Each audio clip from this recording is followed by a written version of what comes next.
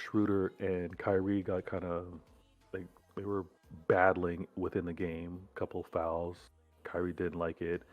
It kind of Kyrie kind of stepped to him, and I think in an instance with Kyrie stepping to him, Schroeder kind of like nonchalant. I don't. He wasn't covering anything up, but you saw him be like, I think he said, "Really, my end?"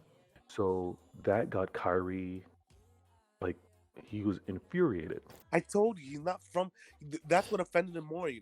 He's a foreigner. I'm telling you. I know deep down that's what it was. Because if it was anyone else, he wouldn't. He'd be like whatever. But it's a dude coming from Africa calling him a nigger. That's not. It doesn't go over well. Black Americans don't really view like West Indians and Africans as like their culture. Like they're not them. They're foreigners. And a lot of African Americans told me the first time they were called nigger was from Africans or like people like that came in. And so when that guy from African from Germany that's not American culture as much as he wants to try, he's not calls you a nigger, it stings different. It's like you're not a nigger though. You're not one of us. So it's like you're actually calling me a nigger though. So if he was American, I guarantee Kyrie he would be give him a fussing lie. like that. He would. I guarantee he wouldn't be fussing like that because they hear that on the court all the time. It was also an incident that got a lot of attention in world soccer. I think the team's called Slavia Prague. All right. That team was playing against a rival team, and one of the players actually like uttered a racial slur to an opposing player.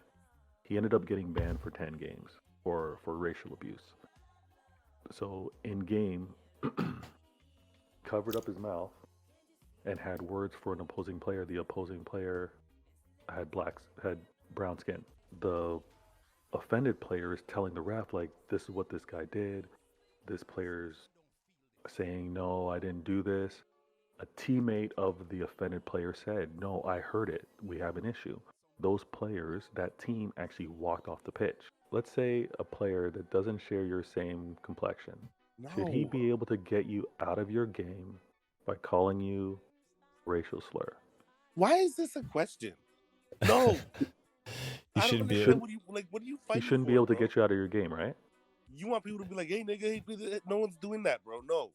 No, that you gone too far. Sticks and stones, break bones. That's good for you.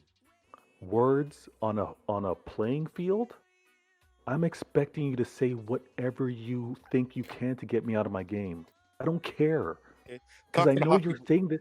I know you're saying this because you're trying to get me out of what I'm doing. I know I'm better than you. They throw call monkeys and throw bananas at every day. Now listen, here's my point. Athlete to athlete, anything goes. Stands, managers, people in the fans, no, you have no right to do that. No, they're not. They're cheering their team on. They want the team to win. They're not really. They're not part of the team. They want to get Thank you out of your game. There's no place for that in sports. If that's what the method you have to use, you need to get out of there. We're not tolerating no racism in 2021.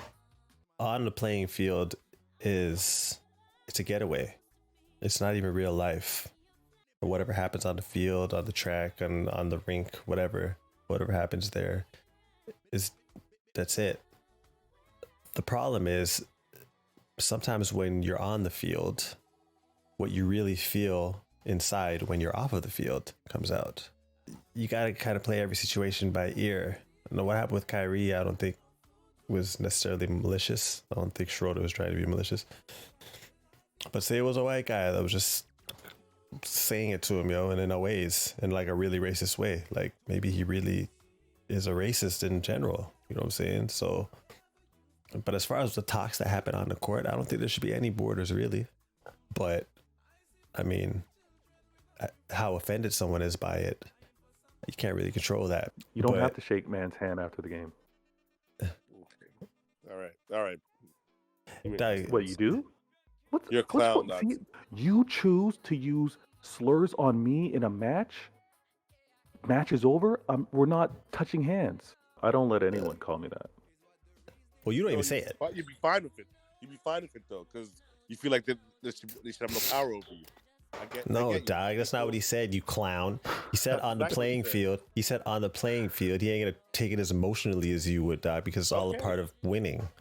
That's You're cool. That's his you ain't idea. really been in sport like that, dog. So you're gonna take it in a little different way. You've been in the real world, so you're looking at it through real world eyes. That's the reality of the situation. You're not looking at it as an athlete, dog. You're looking at it as a person in real life. If you haven't been at that level of being an athlete, you can't really speak on it from that perspective. And just like maybe he can't speak on it from your perspective because he's not looking at it from real world terms in its entirety, dog. It There's just wasn't two a different real world perspectives. example that I brought up. It wasn't, but I'm just saying. We're I'm talking just about saying. sport. Either way, neither of you can look at it the same way, which is why it's making for a healthy conversation.